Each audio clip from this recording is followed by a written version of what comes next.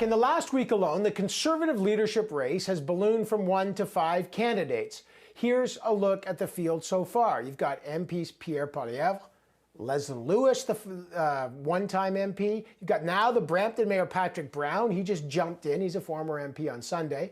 You've got the former Member of Parliament and the former Liberal Quebec Premier Jean Charest. And now you've got independent MPP from Ontario, Roman Baber. Now, who's he? Well, the MPP was a lawyer before entering provincial politics in 2018. MPP Baber was first elected under Doug Ford's progressive conservative banner just under 4 years ago, but was then booted from the caucus last year after penning an open letter criticizing the Ford government's lockdown measures. In his campaign launch speech, Mr. Baber says lockdowns were the greatest policy error of a generation. So will Conservative voters be willing to stand behind an independent MPP booted from the Ontario caucus last year? And will he be able to translate his provincial experience somehow to the federal stage? Well, let's find out. Roman Baber, candidate for the Conservative Leadership Party race, joins us now. Thank you so much for being here. Look, you're the MPP independent for York Centre. You don't have barely 4 years of experience provincially. Why do you think an independent MPP who've been booted from one party is qualified to lead the federal Conservatives?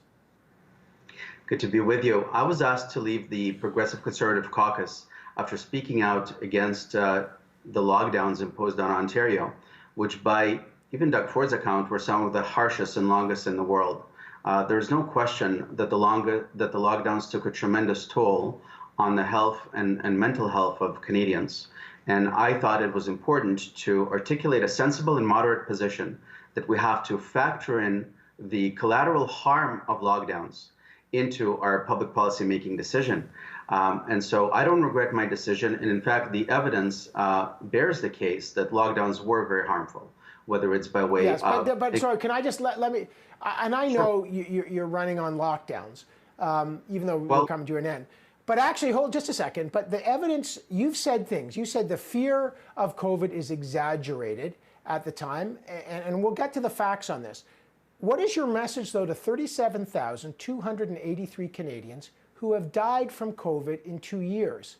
Is their fear exaggerated? Is their family's fear exaggerated? What's your message to the healthcare workers who Doug Ford said you ignored their public health advice?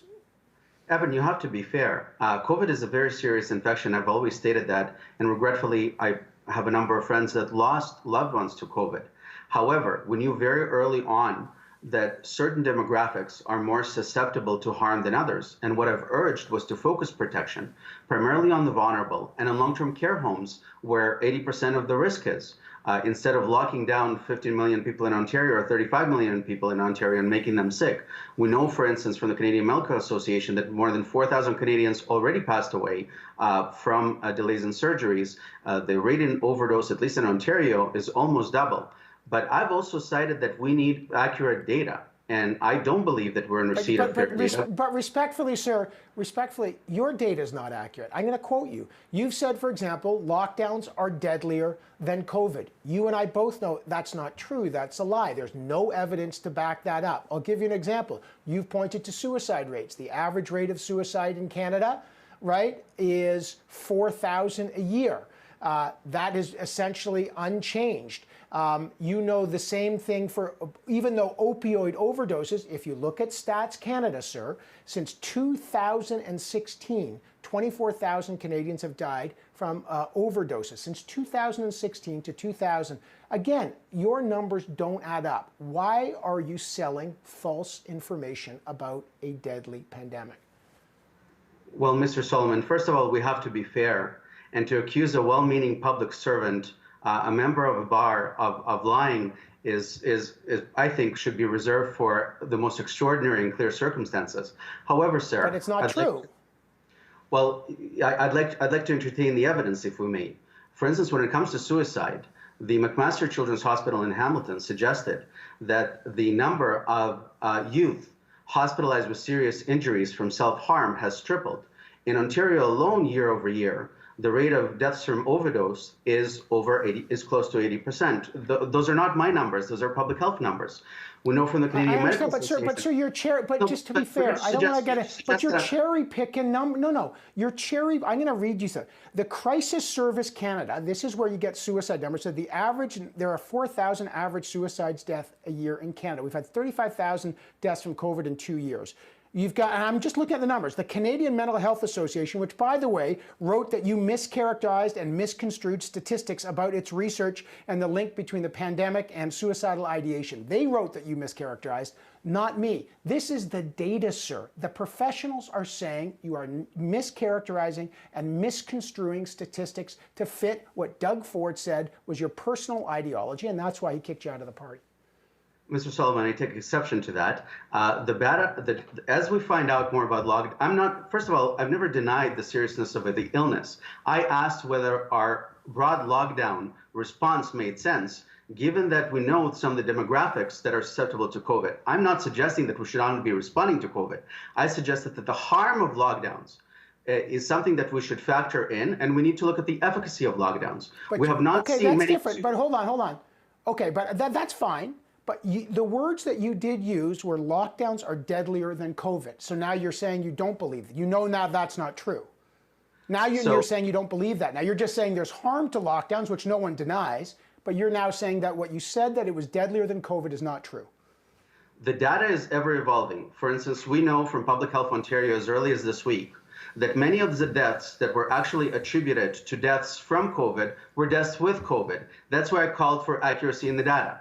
With respect to hospitalizations, Christine Elliott, the health minister, admitted that the hospitalizations due to COVID were actually, in fact, half. I'm not minimizing the disease. COVID is a very serious respiratory infection. Okay. It attacks folks, particularly with metabolic conditions and pre-existing conditions. However, we now see a mental health catastrophe that has been perpetuated throughout our country. You saw just this morning, I tweeted about an article this week that employees in Canada have suffered from a low-grade trauma. We have yet to see the evidence bear itself. We know, again, that the delays in surgeries are bearing themselves. I'll just make one more point. The cancer screenings alone, one of the greatest principles that I've articulated is that the delay in access to treatment may be compromising folks, and that cancer diagnoses is something that we may have to unfortunately suffer from. But we know that. I mean, one of the reasons people... But you don't have the data of the deaths. But all I know is, okay, let me just move on, just to be fair. Vaccines is one thing. I just got 2 minutes with you. I want to do rapid fire like I do with all candidates. If you were to win, do you support a price on carbon? I believe that climate change is real. And I believe that man contributes to climate change. But I don't believe that taxing Sally $10 at the gas pump is going to move global temperatures. Right. I think that we need to continue with clean Canadian energy, and we need to do it responsibly, and it's going to be better for the planet too. Okay, but when you say, so no price on carbon. What about, do you oppose Bill 21 in Quebec? Yes, I do. I don't believe that people should be made to choose between their faith and their ability to put food on the table. I'm an immigrant from the former Soviet Union. And I'm very, very big on Canadian democracy, which I feel has been eroded in the last couple of years between censorship, mandates, limits on access, and, for instance, use of the Emergencies Act, which was unjustifiable. With respect to passports and vaccination, I am vaccinated. I'm pro-voluntary vaccination. I just don't believe that we should make anyone do anything against their will. You said that you're running against cancel culture. Do you see yourself as a victim of this, whatever cancel culture is? Look, I believe that I've articulated a sensible position. I have remained in the political scene. The fact that I have been expelled from the Ontario PC caucus for articulating a position which now seems to be more accepted by the mainstream, in that we recognize the great harm of lockdown, seems to suggest that we don't have a lot of tolerance for views. We should encourage diversity of opinion. It's better for our public policy making, and it's better for the conversation. Right. I would suggest the victims, maybe the 35,000 people who died, you still got a $116,000 salary, you still got a platform, you're on national TV. I don't know, you don't seem to be canceled to me, but here you are. Last question, sir. Will you be able to raise the $300,000 to get in this race? I certainly hope so. I'm going to be speaking to a lot of grassroots folks.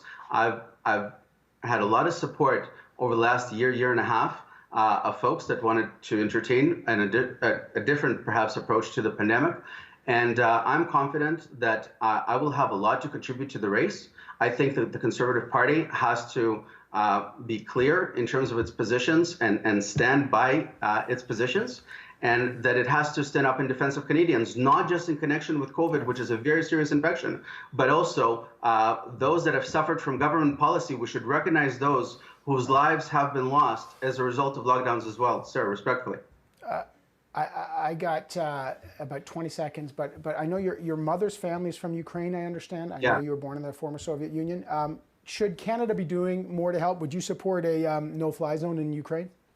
I'm not sure that a no-fly zone is a practical thing that will not result in massive retaliation. Instead, we should continue with the diplomatic pressure, and we should push, in my view, respectfully, Putin into a ceasefire. That's in the short term. We have to talk more about a ceasefire, and I'm very discouraged that the talks seem to be on hold. In the long term, we should probably stop buying energy from other regimes and sustain ourselves on Canadian energy instead of financing military equipment overseas. Right.